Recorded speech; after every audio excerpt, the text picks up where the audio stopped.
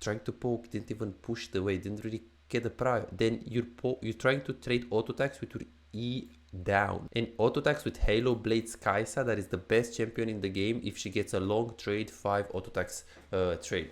So trading is definitely something that is holding you back really hard, other than the other things that there are. Immediately when you go in the lane, you're using your E on the minions, which is exactly what silver players do. Every single silver player has this mistake. So this is a normal silver mistake. Why? Is because you're using your E, which is an 18 seconds cooldown ability on the minions instead of using on Kai'Sa. And you might ask, yeah, but what am I gonna do? Lose the minion? Well, you gotta think about it. Should I just poke a little bit the Kai'Sa, lose one minion, and get combat on her? Or should I get all of the 3 minions, waste my 18 seconds cooldown ability, but then Kai'Sa is full HP?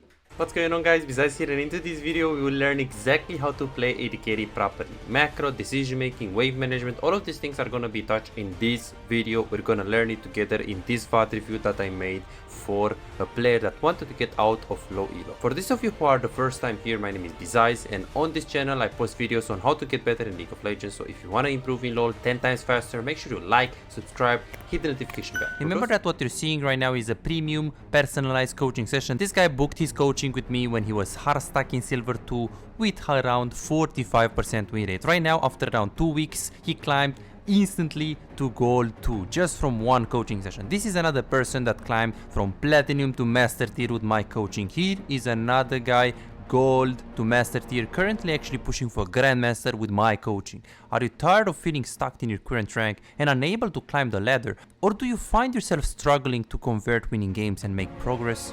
If you're serious about improving in League of Legends and you want to get your gameplay to the next level, go ahead and book your own personalized coaching session and start instantly. I'll see you in the session. We have trading in the laney phase, we have wave management, should have been called a lot earlier. We have macro in the late game. You have a tendency to farm too much on the side lane in the later stages, especially when your teammates are about to get into a fight or in the side of a fight. So these are big patterns, and we have a bit of camera control, just a bit of camera control. We'll see which one is biggest to focus until gold. Do you see my screen? Yeah, I can see it fine. Okay, good.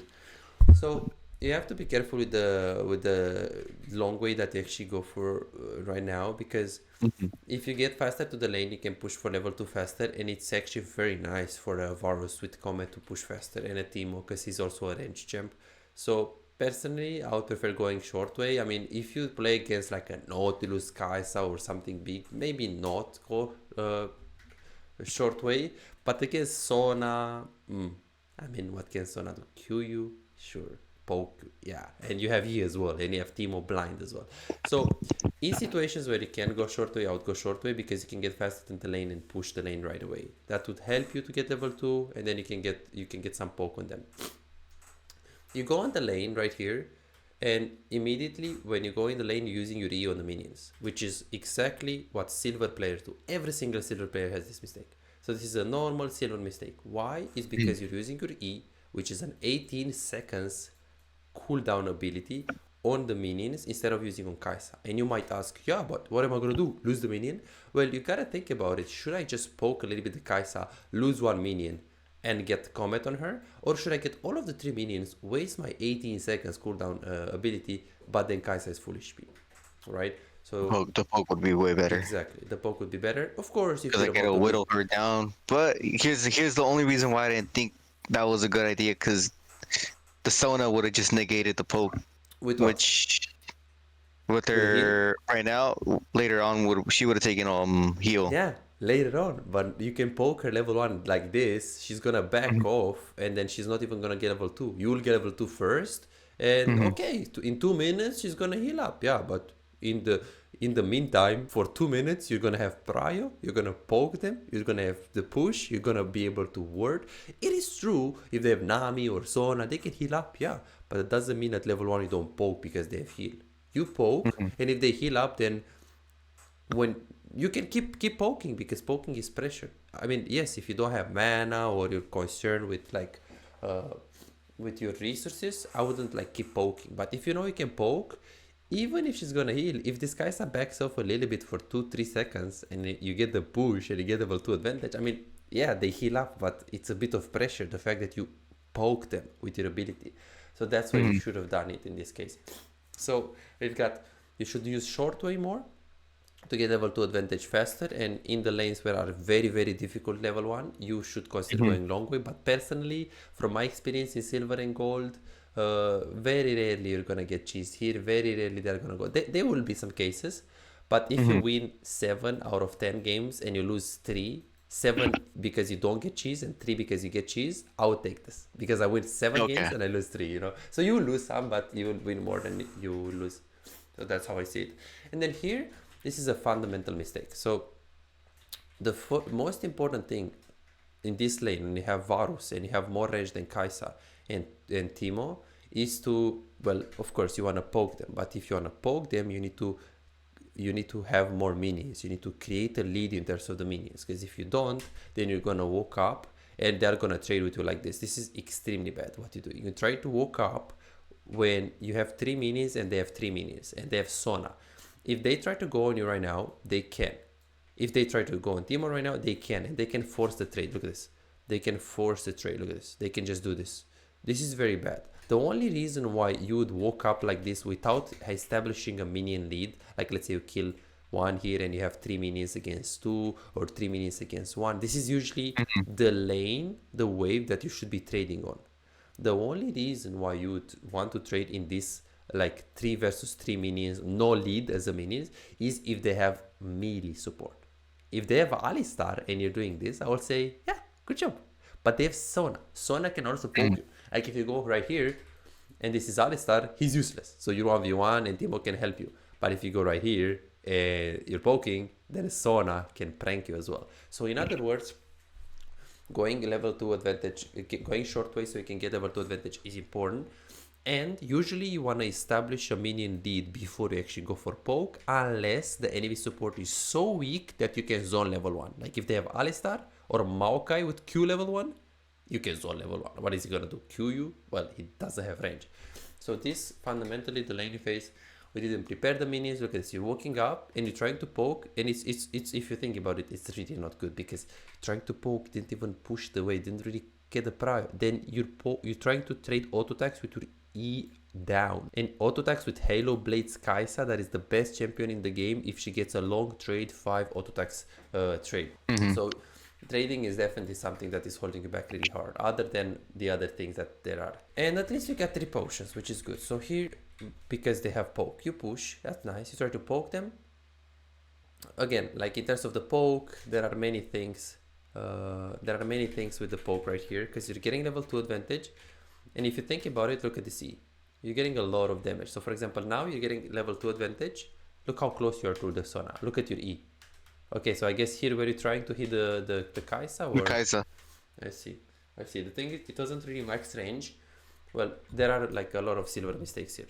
First silver mistake is you should use your E max range, like your E is this range right now.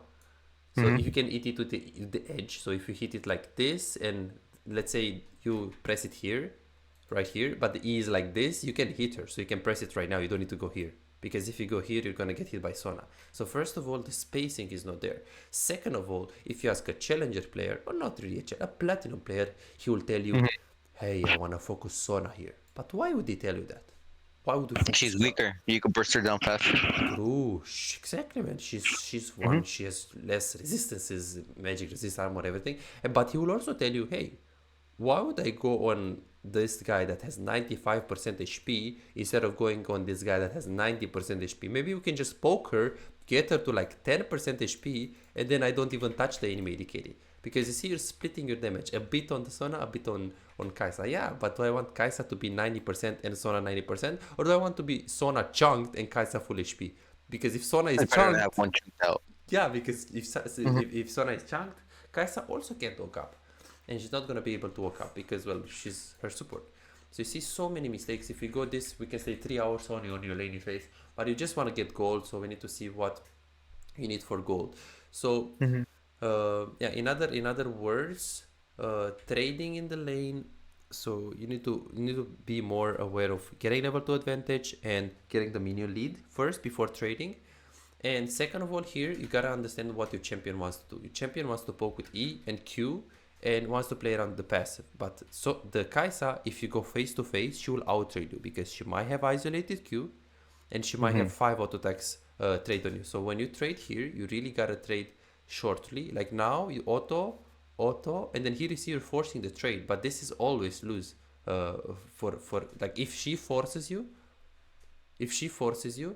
and she procs the passive, you lose. So it's nice when you have the comet up. It's nice to also throw your E on her and just get the comet. Here it's fine because you get the passive and Sona wasn't really around. But just as a rule of thumb, your champion is designed to poke with E and to Q. And this kind of trades, face-to-face trades, this is fine because you have potions, but be careful because if she has isolated Q or if she's gonna get her passive off, it's gonna be a boomer. Like it's gonna be a very bad trade. So in other words, you need to kind of think about, hey, I'm playing against Kai'Sa. Kai'Sa wants to go for long trades, so I need to only go for very, very short trades, auto E, back off, or just poke with the E and then back off. Because it felt like in this game, you played like a lot of face-to-face trades against Kai'Sa, and this is why we died 8 times. It's because you try to force trade one-on-one. In this case, wave management wasn't bad. I think wave management was probably gold 2 or something. What I didn't like is that at this point right here, you have 530 gold. Wave is pushing into you. You can't recall here at all. Like this is very nice. You're letting the wave push into you. So this one, I'm proud of you. You have a good wave management. And then here again, you're not able to get prio because you're 1v2. So this is all normal. Like you're 1v2, you're just playing safe. Okay, that's fine. And then Timo comes up, and then right here in this position right now, you are just playing safe. Yeah. You're getting chunked a bit, yeah. And then right here, we have 1k gold right now. 1k gold. And then in this case, if you have 1k gold, as you can see, your HP is not really... You don't really have potions, you don't really have HP, your mana is going down, and Sona is trying to poke you. So in this case, you should actually just... What? Recall. Yes, but how is the wave though? It's in a really bad state because if I pushed it anymore, it would have gone straight to their... Well, it is. It's pushing towards them. It's pushing towards them, right? Why?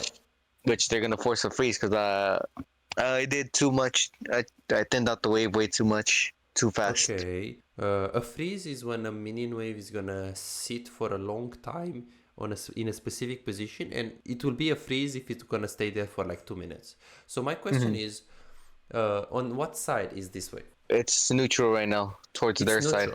Okay, let me draw the mid line, the middle of the lane line. Where is the wave right now? It's pushing towards them. The minions, all of the 5 minions, on what side, on which side are the minions right now? On theirs.